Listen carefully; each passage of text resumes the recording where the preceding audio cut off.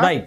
ఏంటి నారాయణమూర్తి గారు, రాజశేఖర రెడ్డి గారి కుమార్తె షర్మిల గారు ఆంధ్రప్రదేశ్ రాష్ట్ర కాంగ్రెస్ పార్టీ అధ్యక్షురాలిగా నియామకం జరిగిన తర్వాత ఏపీ భవిష్యత్తు ఏ విధంగా మారబోతా ఉంది, రాజకీయం ఏ విధంగా మారబోతా ఉంది, వైఎస్ఆర్ అభిమానులు, అనునాయులు, అనుచరులు మరి ఏ మేరకు షర్మిల నాయకత్వానికి చేకొట్టే పరిస్థితులు ఉంటాయి?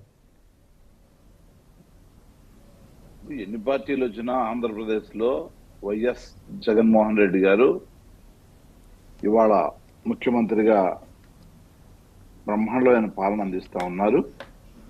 బీసీ, ఎస్సీ, ఎస్టీ మైనార్టీలకి గతంలో ఎన్నడూ లేని విధంగా ఇవాళ ఒక గొప్ప ఉన్నతమైన స్థానాన్ని కల్పించి వాళ్ళకి ప్రాముఖ్యతను కల్పించి వాళ్ళకి రాజకీయంగా, ఆర్థికంగా, సామాజికంగా ముందుకు తీసుకెళ్తున్న తీరుని చూస్తూ ఉంటే ఈ దేశం జగన్మోహన్ రెడ్డి గారు ఇస్తున్న ఇంపార్టెన్స్ ని చూసి వాళ్ళు కూడా దీన్ని అనుసరించే కార్యక్రమం చేస్తూ ఉన్నారు.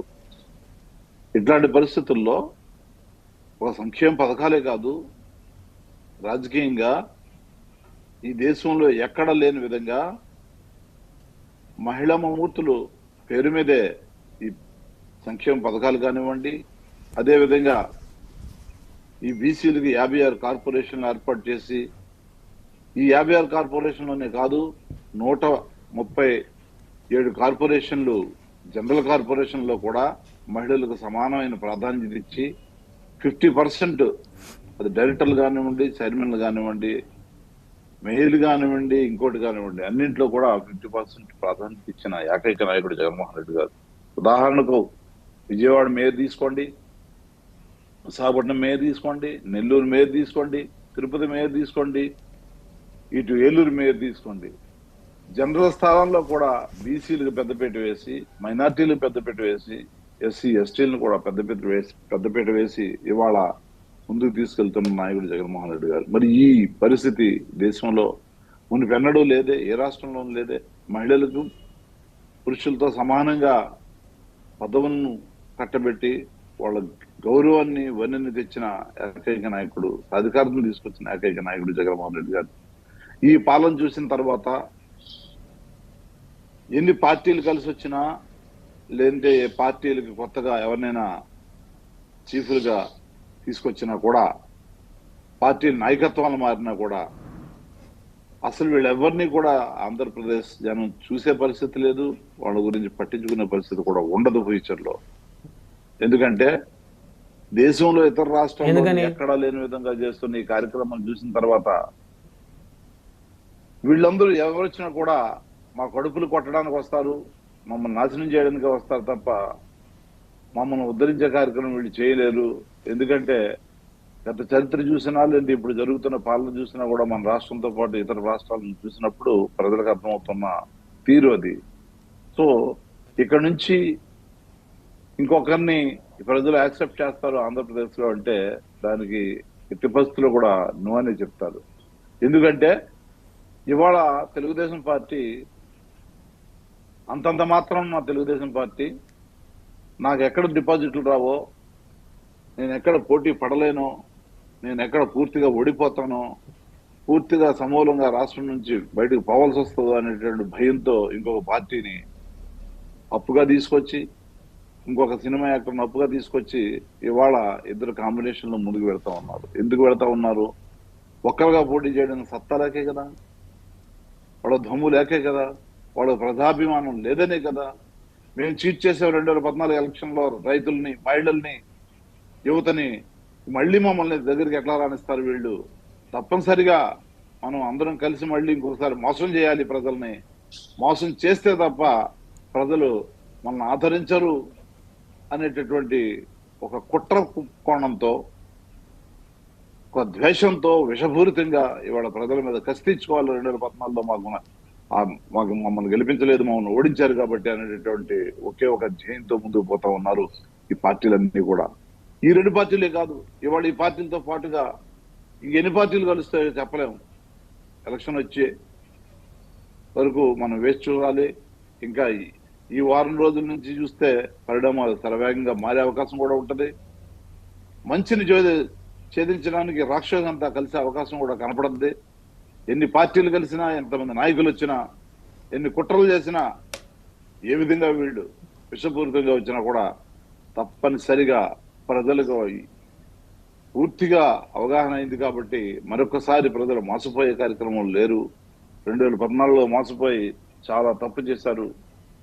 రాష్ట్రం అంతా కూడా 20-30 సంవత్సరాలు వెనకపోయిన పరిస్థితులు 2014లో వీళ్ళని గెలిపించిన తీరుని చూస్తే మరొకసారి ఆ తప్పును చేసే కార్యక్రమాన్ని అయితే ప్రజలు చేస్తారని అనుకోవట్లేదు. ప్రజలు చాలా నిశ్చితంగా పరిశీలిస్తా ఉన్నది రాజకీయాలని, ఆంధ్రప్రదేశ్లో జరుగుతున్న కుట్ర రాజకీయాలని, కుతంత్రాలని, వీళ్ళు చేస్తున్న అరాచకాలని ప్రతిరోజు కూడా మరి ఆంధ్రప్రదేశ్ ప్రజలు పరిశీలిస్తా ఉన్నారు. నిశ్చితంగా తప్పనిసరిగా ఎన్నికలు రానే వస్తాయి. 2-3 నెలలు అంతకంటే ఎక్కువ కూడా ఉండదు. ఫిబ్రవరి లాస్ట్ లేదంటే మార్చ్ మొదటి వీక్ అంటున్నారు నోటిఫికేషన్. దానికి సిద్ధంగానే ఉన్నాము. ఈసారి ఎలక్షన్ చాలా ఇంపార్టెంట్ ఎలక్షన్. ప్రజలకు మారిపోయిందంటారా? ప్రభుత్వం మారిపోయిందంటారా? తప్పనిసరిగా ఈ 3 పార్టీలు కూడా ఆంధ్రప్రదేశ్ నుంచి పక్కనున్న రాష్ట్రం లేదంటే పక్కనున్న సిటీ హైదరాబాద్ లో ఎలా అయితే వీళ్ళు నివాసం ఉంటూ అప్పుడప్పుడు వచ్చి కనపడి వెళ్తున్నారో, తప్పనిసరిగా పర్మనెంట్ గా అక్కడే ఇల్లు కట్టుకున్నారు కాబట్టి అక్కడే ఉండే అవకాశం ఉంటుంది తప్ప వీళ్ళకి ఆంధ్రప్రదేశ్ లో ఏ విధమైన స్టేక్స్ ఉండవు. ఆంధ్రప్రదేశ్ లో వీళ్ళు జెండా పీకేయాల్సిందే. ఆంధ్రప్రదేశ్ లో ప్రజలు వీళ్ళని ఎప్పటికీ కూడా క్షమించరు. కుట్ర చేసి సరే, ఆంధ్రప్రదేశ్ అది పక్కన పెడితే ఇంతకీ షర్మిల గారి నాయకత్వానికి జై కొడుతున్నారా లేదా వైఎస్ఆర్ అభిమానులు? మాకు ఏ పార్టీ అయినా ప్రతిపక్షమే. ఎందుకు చేయకూడతారు? క్వశ్చనే లేదు, అవసరమే ఉండదు. ఇప్పుడు ఒకటి నారాయణమూర్తి గారు షర్మిల గారి మీద కూడా విమర్శలు చేయడానికి వెనకాడలేదా? మాత్రమే ఆదరిస్తారు తప్ప ఇంకెవరిని ఆదరించే అవకాశమే లేదు. అయితే షర్మిల గారి మీద కూడా వ్యక్తిగత విమర్శలు చేయడానికి సిద్ధంగా ఉన్నారు. రాజకీయంగా ఎవరైనా మాకు సమానమే. ఎవరు వచ్చినా అదే ప్లేస్ లో చూస్తాం. వాళ్ళు మాకు ప్రత్యర్థులే అవుతారు. రాజకీయంగా ఎవరైనా సమానమే అన్నప్పుడు మరి జనసేన అధినేత వ్యక్తిగతంగా ఎందుకు టార్గెట్ చేశారు? ఆయన కూడా ఎందుకు చేస్తారు? ఆయన మితిమీరినప్పుడు మితిమీరిన వాళ్ళకి అవసరం ఉంటుంది. వాళ్ళు శుతిమించుతారు, అంటే జగన్మోహన్ రెడ్డి గారు అనేక సందర్భాల్లో పవన్ కళ్యాణ్ గారి పెళ్లిళ్ళు ప్రస్తావన తీసుకొచ్చారు కదా, మరి రేపు పొద్దున షర్మిల గారి పెళ్లిళ్ళు ప్రస్తావన కూడా తీసుకొస్తారా? షర్మిల గారు 2 వివాహాలు చేసుకున్నారని ఎవరైనా బరి తెగిస్తే వాళ్ళు తెగించి సమాధానం చెప్పే అవకాశం ఉంటది. అది ఎవరైనా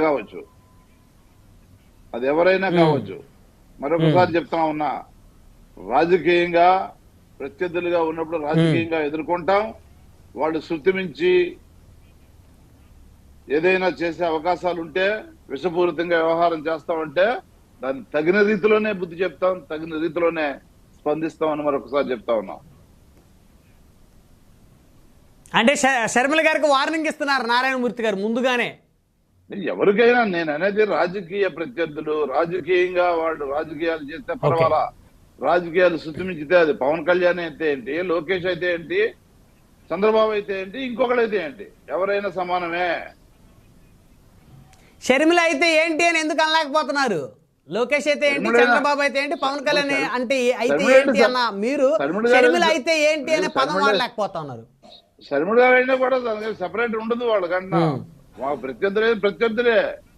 అది షర్మిల గారు అవ్వచ్చు, ఇంకొకరు రావచ్చు, ఇంకో 2-3 వస్తారు. ఇంకా చాలా రాజకీయాలు చూడాలి మనం.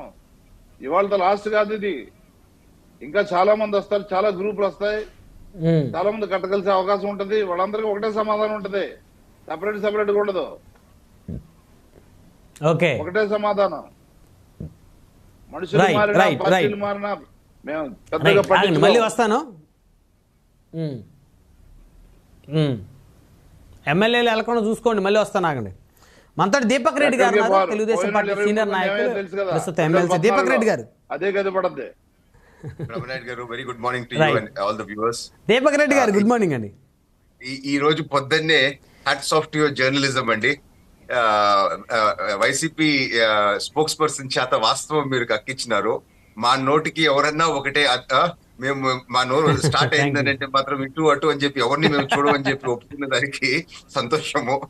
వారికి గారు ఇచ్చిన క్లారిఫికేషన్. కానీ ఈ రోజు వాస్తవం చూస్తే కుట్రలు గతంలో చేస్తే జగనన్న ఎవరైనా వదిలిన ఒకటే, ప్రాణము విష ప్రచారం చేస్తే ఎవరైనా ఒకటే. కరెక్టే అండి. అదుపు ఆగండి తప్పి నారాయణమూర్తి గారు, ఒకటే. నారాయణమూర్తి గారు అదుపులో మీరు ఉన్నప్పుడు ఆగండి, ఓకే. దయచేసి కొంచెంసేపు ఆగండి. రైట్ రైట్, మీకు ఎవరైనా Thank you for ఒకటే your అన్న విషయం clarification. అందరికీ తెలుసు, అందుకని మీ నోటితో చెప్పించాలనేది అందరి అభిప్రాయం.